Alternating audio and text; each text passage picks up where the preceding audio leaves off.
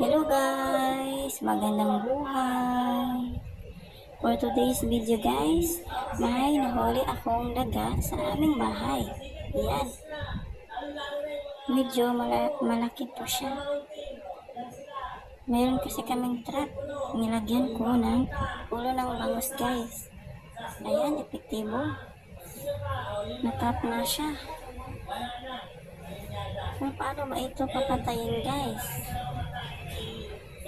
Sabi ng friend ko guys, ibilad lang daw ito sa araw at ito ay mamatay. Subukan nga natin guys kung totoo ba.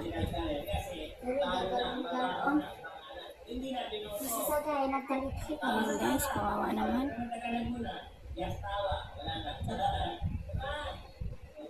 Tawagin siya natin, may buhay.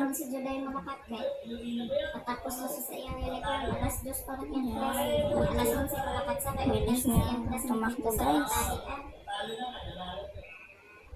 Gusto niyang lumabas guys. Kawawa. Ito nga ang daga guys. Akin nang binilag sa araw. Ayan.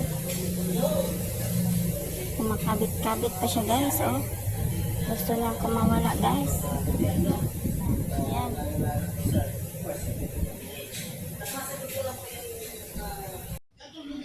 At matapos ang 5 minuto guys, ito na po ang daga. Patay na siya guys. Totoo nga guys. Epektibo po. Pag may nahuli kayong daga guys, ibibilad nyo lang po sa araw at ito ay mamamatay na walang kahirap-hirap. Ayan. Wala na po siyang buhay guys. Sana po ay may natutunan po kayo ngayong araw. Please guys, like and share my video guys. Sa susunod po ulit. Bye bye. Thank you for watching.